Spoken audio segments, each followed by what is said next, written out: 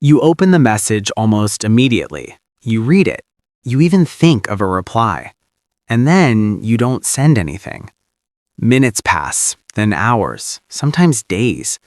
The conversation stays there, quietly waiting, while something in you keeps putting it off. Not because you don't care, not because you don't have the words, but because replying feels heavier than it should. Most people don't see that part. From the outside, it looks like you're ignoring them or being distant or careless with people's time. And if you've heard that enough, you might have started wondering the same thing about yourself. But this isn't really about laziness or indifference. It's about the psychology of people who can't reply to messages. Because what looks like a simple action, typing a few words and hitting send, isn't always experienced as something simple. For some people, every message carries layers. There's the tone, the timing, the possibility of being misunderstood, the subtle pressure to respond correctly. Your brain doesn't treat it as just communication. It treats it as a small social performance. There's research in cognitive psychology that shows how even low-stakes decisions can become mentally taxing when they involve social evaluation.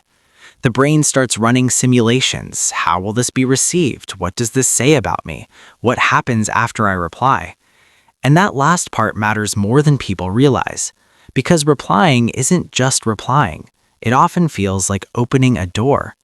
Once you respond, the conversation continues. There's an expectation to stay present, to keep engaging, to not suddenly disappear. So your mind doesn't just process the message, it processes the commitment that might follow.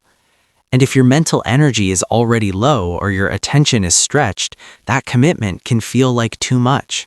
So you wait. Not as a decision, but as a kind of pause your nervous system takes on your behalf. For a lot of people, this pattern didn't appear out of nowhere. It often traces back to environments where communication carried weight, where saying the wrong thing had consequences, where being misunderstood felt uncomfortable enough that you learned to think carefully before you spoke. Over time, that carefulness becomes automatic. Your brain gets used to scanning for the right response instead of the immediate one, and when it can't find a response that feels fully right, it delays. Not because there's nothing to say, but because nothing feels quite safe enough to send. There's also something quieter happening underneath. When your system is even slightly overwhelmed, it starts prioritizing regulation over interaction.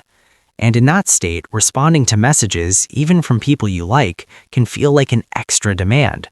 So you avoid it, just for a while. Except a while turns into longer. And then something else appears: guilt.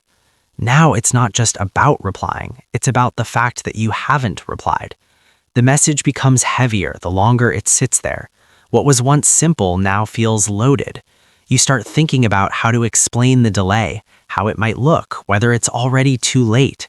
And ironically, that makes it even harder to respond. So the silence continues.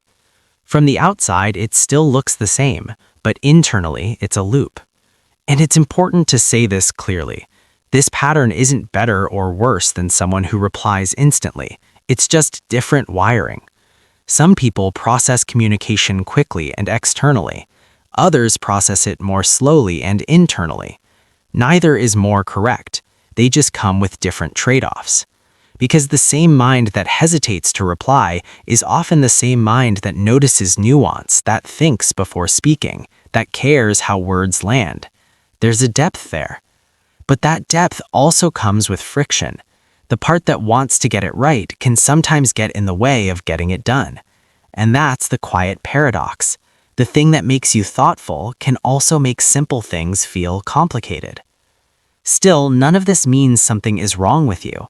It means your mind is trying to manage energy, social risk, and emotional accuracy all at once.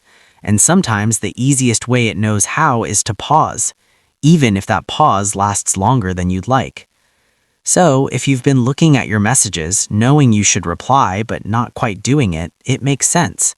Not as an excuse, but as an explanation.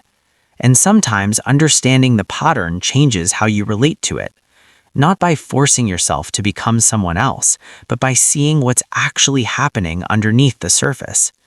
Because there are more patterns like this, small, everyday behaviors that quietly reveal how your mind works. And once you start noticing them, you begin to understand yourself in a different way.